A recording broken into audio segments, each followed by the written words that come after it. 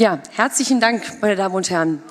Herzlichen Dank, dass Sie so zahlreich erschienen sind und Sie werden jetzt mit nicht-bayerischem Vorlieb nehmen müssen. Ich glaube, das ertragen Sie aber ganz gut. Ich bin froh, solche mitreißenden Vorredner gehabt zu haben und ich bin froh, dass Sie sich von den Gegendemonstranten nicht haben entmutigen lassen. Ich muss mal eben in meine Tasche greifen, weil ich ja weiß, dass nicht nur Gegendemonstrationen hier stattgefunden haben, sondern da gibt es auch einen kleinen Zettel, der hier offenbar verteilt wurde. Und den lese ich mal vor, einige von Ihnen kennen den vielleicht. Und vielleicht sind diejenigen, die ihn verteilt haben, mal so mutig, sich uns zu stellen. Ich zitiere: Sie sind der Meinung, Frauen gehören wieder zurück an den Herd. Sie sind gegen den Schutz der Umwelt. Sie weisen homophobe, ausländerfeindliche und rechtsextreme Züge auf. Dann sind Sie bei uns genau richtig. Danke für Ihre Stimme. Also das müssen ja ganz mutige und vor allen Dingen richtig gut informierte Bürger gewesen sein, die sowas geschrieben haben. Und vielleicht sollten diejenigen einfach mal nach vorn kommen und erzählen, wie sie auf diese Idee kommen. Und dann können wir darüber gerne diskutieren. Das wäre gut.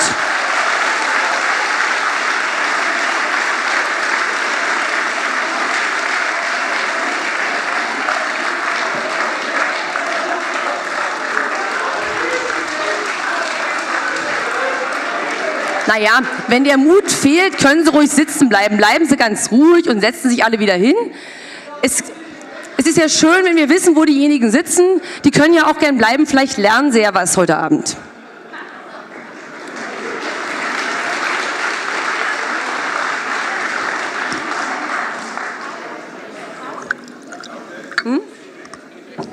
Das ist total nett von Ihnen. Dann können Sie mir vielleicht mal sagen, wie Sie auf die Idee kommen, dass die AfD Frauen zurück an den Herd schicken will.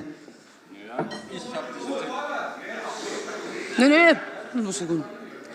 Nee. Ich finde es mutig. Danke, dass Sie da sind. Ich meine, die meisten würden sich nicht trauen. Ich gebe Ihnen mal kurz das Mikrofon und dann sagen Sie mir in wenigen Sätzen, warum Sie der Meinung sind, dass die Frauen zurück an den Herd sollen. Ich bin der Meinung, dass Frauen... Ja, das scheint ja die Meinung zu drehen. Sich rum, damit Sie gesehen werden. Okay. Nein. Ich bin natürlich nicht der Meinung, dass Frauen an den Herd gehören, aber anscheinend sind hier schon ein paar Leute da dabei. Warum? Ja. Nein, lassen Sie ihn ausreden. Ja, danke für die Beleidigung. Das ist echt nett von Ihnen. Lassen Sie den Jungen mal bitte ausreden und jetzt nicht lange Vorrede, sondern sagen Sie, warum Sie der Meinung sind, dass die AfD das möchte. Danke sehr. Na, bitte. Naja, ich bin jetzt ein bisschen nervös, aber anscheinend haben Sie ja schon... diese Aussage getätigt mit Frauen gehören an den Herd. Natürlich nicht so hart, aber in gewisser Weise ja schon. Also wo ist denn jetzt die Begründung? Sie wiederholen die Hypothese, das ist gut, aber jetzt sagen Sie mal, wo Sie das begründet sehen. Kennen Sie das Familienprogramm der AfD an dem Punkt? Ja, Sie haben ja vorhin schon ein bisschen was genannt und ich fand schon irgendwie, das hat leichte Ähnlichkeiten damit, dass Frauen zurück an den Herd gehören. Okay, gut. Das ist jetzt meine Meinung. Ich habe das so interpretiert. Bleiben Sie ganz ruhig. Also, erstens, ich zolle Ihnen Respekt dafür, dass Sie so mutig sind, das hier vor uns zu wiederholen. Ja, ich muss auch noch mal dazu sagen, ich habe diese Zettel nicht ausgeteilt. Also offensichtlich haben Sie ihn verteilt und wenn Sie ihn verteilen, dann stehen Sie dahinter. Sonst sollten Sie es natürlich stehe ich dahinter. Okay. Zwar nicht also dann empfehle ich Ihnen, das Familienprogramm zu lesen. Da steht drin, dass wir für die Wahlfreiheit eintreten, dass Frauen und Familien entscheiden dürfen, ob sie die ersten 3 Jahre zu Hause bleiben wollen oder ob sie die Kinder in die Kita stecken wollen. Ja. Was ist daran rückschrittlich?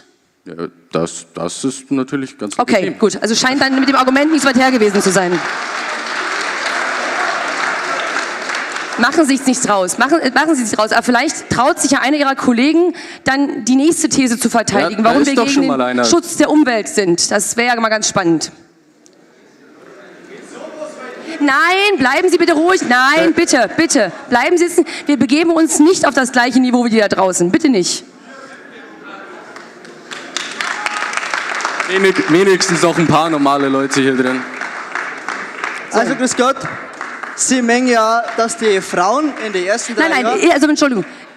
Ich bitte Sie jetzt zum zweiten Thema Stellung zu nehmen. Sie haben Moment mal. Die ersten 3 Jahre mit Ihrem Kind zu Hause bleiben. Moment, passen Sie mal auf. Es gibt Regeln bei einer Veranstaltung, so wie es Regeln in der Schule gibt. Und ich habe jetzt Ihren ersten Kollegen gebeten, zum Thema Einstellung zu nehmen, weil wir jetzt Ihnen nicht den ganzen Abend schenken wollen. Also sind Sie jetzt, oder eine andere Dame, die hier steht, in der Lage dazu was zu sagen, warum Sie glauben, wir seien gegen den Schutz der Umwelt?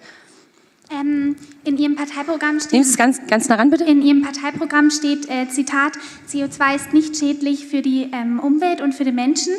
Wie erklären Sie sich dann die vielen Toten an den Folgen von hoher Luftverschmutzung in China durch das viele CO2? Wenn Sie in Ihrem Grundsatzprogramm... Nein, lassen Sie die Junge da mal ausreden. Bitte, Entschuldigung, können wir uns bitte darauf einigen, dass wir, ich finde es mutig, die Jungen, hey, bitte, Entschuldigung. Alle mal tief durchatmen und wie wir in Sachsen sagen, Wusa. Ja? Bleiben Sie mal ganz ruhig und entspannt. Ich finde das nämlich insofern total spannend, weil das, was die jungen Leute hier machen, das trauen sich die meisten nicht. Die stehen da draußen und brüllen.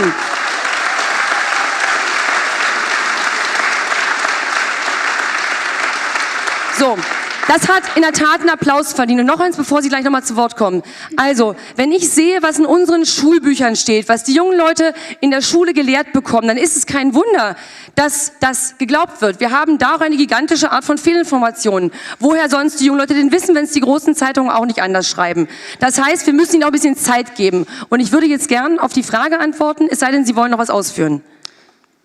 Also CO2 ist das eine Thema? Okay. Ja, Sie dürfen gerne antworten. Gut, also... Ich würde Ihnen als erstes ganz gerne eine Rückfrage stellen. Abgesehen davon, dass Smog nicht im Wesentlichen durch CO2 ausgemacht wird, sondern vor allen Dingen durch Schwefeloxide und durch Stickoxide. Ich bin hier, Entschuldigung, das, was den Smog macht, was die undurchdringliche Luft macht, was den Gestank macht, sind Stickoxide und sind Schwefeloxide. Ich bin Chemikerin, glauben Sie mir, ich weiß das. CO2 ist es nicht. So, jetzt gern zum CO2. Darf ich Ihnen eine Rückfrage stellen? Sie sind in welcher Klasse, wenn ich fragen darf? In der 12. In der 12. Wunderbar. Dann haben Sie ein paar Jahre Chemie und Physik gehabt. Hoffentlich. Ich habe Chemieabitur geschrieben. Perfekt, gut.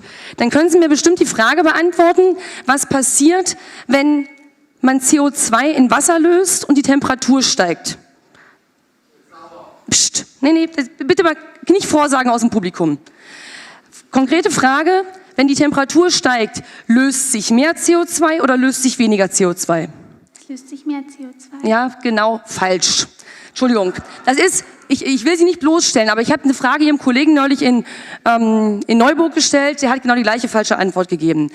Wenn man Gase in Wasser löst und die Temperatur steigt, dann löst sich weniger. Bestes Beispiel dafür, wärmen Sie mal eine Mineralwasserflasche mit CO2 auf und überlegen, wie viel Sprudel da noch drin ist. Wird weniger, ne? Na, wenn man einen Sprudel offen stehen lässt, am besten noch in einer warmen Küche, dann ist nach einem Tag weniger Sprudel drin als vorher. Stimmt's? Ja? Oder nein? Aber beantworten Sie jetzt gerade meine Frage? Nee, ich versuche Ihnen gerade klar zu machen, was es mit dem CO2 auf sich hat. Und da wir normalerweise auf Basis von naturwissenschaftlichen Fakten argumentieren, schlage ich vor, dass wir dabei bleiben. Und dazu diente gerade die Frage. Also, wenn wir uns einig sind, dass sich bei der Temperaturerwärmung weniger CO2 löst, dann überlegen Sie jetzt mal, wie viel Prozent der Erde von Wasser belegt sind und wie viel CO2, auch das, da gibt es Schätzungen drüber, wie viel CO2 in unseren Ozeanen gelöst ist. Eine ganze Menge. Ein Teil wird in Bäumen gespeichert, über Photosynthese, Pflanzenwachstum und dergleichen. Jetzt haben wir zwei Phänomene in der Erdgeschichte. Das eine Phänomen ist die Erwärmung und es gibt Warmperioden, da sind wir uns einig. Die einzige Frage besteht darin, ist die aktuelle Warmperiode menschengemacht oder ist sie nicht menschengemacht? Das ist die einzige Frage, um die es geht. Und es gibt zwei Hypothesen. Es gibt die Hypothese, dass zuerst der CO2-Anstieg da war und dann die Erwärmung kam. Und dann gibt es die andere Hypothese, die sagt, es war erst die Erwärmung da und dann kam der CO2-Anstieg. Was logisch wäre, letzteres, wenn man weiß, dass wenn es warm wird, das CO2 nicht mehr gelöst bleibt, wie in der Sprudelflasche, sondern aufsteigt, weil es nicht mehr gelöst bleiben kann. Das sagen nun mal die physikalischen Gesetze.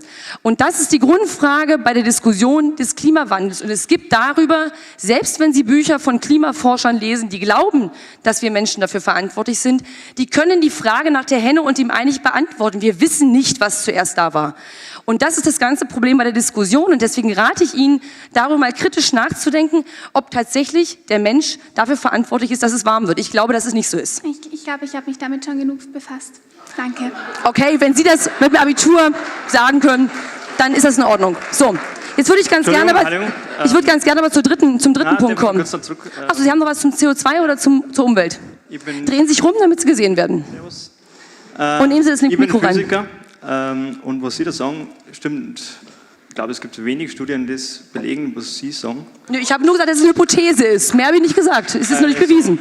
Es ist gängige wissenschaftliche Meinung oder akzeptierte Meinung, dass CO2 durchaus einen Effekt hat auf die Umwelt, und zwar einen sehr negativen. Dass die Erwärmung...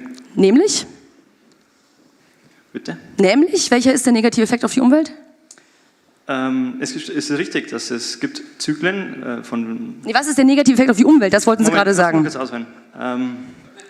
Es gibt Zyklen, es ist richtig, von Wärmeperioden und Kälteperioden. Und man kann jetzt nicht sagen, wir haben gerade einen aufsteigenden Ast, ob es das wirklich menschengemacht ist oder nicht. Danke, man weiß es sehr gut. Man weiß es nicht, das ist der Punkt. Genau. Mehr wollte ich gar nicht sagen. Ja, genau. Aber Sie als Chemikerin müssen das zugestehen und das auch betonen, dass von der wissenschaftlichen Seite her wird gesagt, dass es hauptsächlich wahrscheinlich vom CO2 gemacht ist. Was vom CO2 gemacht ist? Dass der Temperaturanstieg vom CO2 verursacht ist. Na, jetzt haben Sie sich gerade mit 2 Sätzen widersprochen. Sie haben erst gesagt, es ist nicht bewiesen und dann haben Sie gesagt, es ist bewiesen. Nee, es ist nicht bewiesen, Nein, das ist der Punkt. Nicht bewiesen. Genau. Es ist bewiesen. Aber die Annahmen sagen alle, dass es wahrscheinlich... Die Hypothesen, CO2 ist. die nicht bewiesenen, genau. Nicht bewiesen. Genau. Und solange eine Hypothese nicht bewiesen ist, bleibt sie eine Hypothese und mehr nicht. Sind wir uns da wenigstens einig? Genau, aber man kann Gut. ja das akzeptieren und dann sagen, man verringert den CO2-Ausstoß. Aber wissen Sie, okay, wir müssen ein bisschen auf die Zeit, wir müssen ein bisschen auf die Zeit achten. Aber eigentlich wollten Sie was zur Schädlichkeit für die Umwelt sagen. So, und jetzt können wir eins konstatieren. Energie zu sparen ist immer ein guter Ansatz. Umweltverschmutzung zu vermeiden ist immer ein guter Ansatz.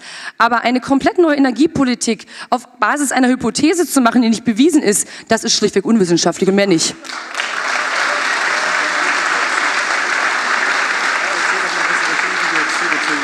So, ich würde jetzt trotzdem ganz gerne, wir möchten ja ganz gerne was anderes hören. Warum sind wir homophob? Warum sind wir ausländerfeindlich? Warum sind wir angeblich rechtsextrem? Vielleicht traut sich ja jemand. Homophob, genau. Also, Sie sagen ja, dass die Islamisten nicht zu Deutschland kehren. Das haben Sie. Nee, wir reden von homophob. Wissen Sie, was homophob Ja, heißt? aber Sie haben gesagt, Sie sind ausländerfeindlich. Nee, ich habe gefragt zu homophob. Können wir mal in der Ja, Reihenfolge bleiben? ausländerfeindlich. Ja gut, dann fangen Sie ausländerfeindlich an, wenn Ihnen das besser liegt. Wenn Sie jetzt sagen, die Islamisten kehren nicht zu Deutschland. Was ist daran ausländerfeindlich, wenn Extremisten nicht zu Deutschland gehören? Warum sagen Sie, dass die Islamisten nicht in Deutschland wohnen dürfen? Ich meine, es wohnen genauso Christen in andere Länder. Da könnten die anderen Länder auch einfach sagen, dass die Christen auswandern müssen. Und Sie können nicht zum Beispiel, wenn jetzt ein Dunkelhäutiger ein Mädchen auf der Straße was tut, das ist natürlich grausam, also das soll nicht passieren. Okay. Aber wenn sowas passiert, können Sie nicht sagen, dass automatisch alle Islamisten sowas machen. Ich meine, gibt es Christen, die wo nicht sowas machen? Schauen Sie sich mal in die Kirche an, ja? Wie viele Pfarrer sind pädophil und vergewaltigen kleine Kinder und dann sagen Sie, dass die Islamisten umeinander laufen und kleine Mädchen vergewaltigen. So, können wir mal das Thema Islam und Ausländerfeindlichkeit mal trennen. Also die AfD hat überhaupt kein Problem mit integrierten Ausländern. Aber wir haben ein Problem damit, dass wir in Deutschland illegale Einwanderung erleben von Bürgern, die aus Ländern kommen, die von Demokratie noch nie was gehört haben. Was nicht deren Schuld ist. Nein. Also, Warten Sie ganz kurz. Sie dürfen gleich. Ich lasse Sie gleich nochmal ausführen. Ich wollte nur vielleicht unsere Position erklären, weil ich glaube, dass Sie die vielleicht nicht wirklich kennen. Also, die AfD hat Unterstützung, gerade bei integrierten Ausländern in Deutschland. Die Wahlergebnisse in Freiburg bei der Landtagswahl waren unter der Gruppe der Integrierten oder der Migranten insgesamt, also denjenigen, die den deutschen Pass hatten, deutlich höher mit, ich glaube, über 36% als bei allen anderen Parteien. Die haben also AfD gewählt und nicht CDU oder SPD oder Grüne. Also wenn die ein Problem mit der AfD hätten, dann würden die uns ja, glaube ich, nicht wählen, oder? Und jetzt sage ich Ihnen auch, warum das so ist. Weil diejenigen Ausländer, die nach Deutschland gekommen sind, weil sie vor Diktatur und Verfolgung geflohen sind, wissen, was sie an der europäischen und deutschen Gesetzgebung haben. Die wollen nämlich nicht zurück ins Mittelalter. Die wollen in einem Land leben, in dem demokratische Regeln herrschen. Und das sind in der Regel auch diejenigen, die gerade mit den Regeln des Islam, zum Beispiel der Scharia, ein großes Problem haben. Und da sind auch viele geflohene Christen darunter. Diese geflohenen Christen haben in aktuellen deutschen Asylbewerberheimen das Problem, dass sie von ihren Landsgenossen, vor denen sie zum Teil geflohen sind, wegen ihrer Religion verfolgt werden. Die können wir am besten schützen, wenn wir dafür sorgen, dass die keine Berechtigung haben, in Deutschland zu sein, nicht hier bleiben. Das ist ein richtiges Asylrecht.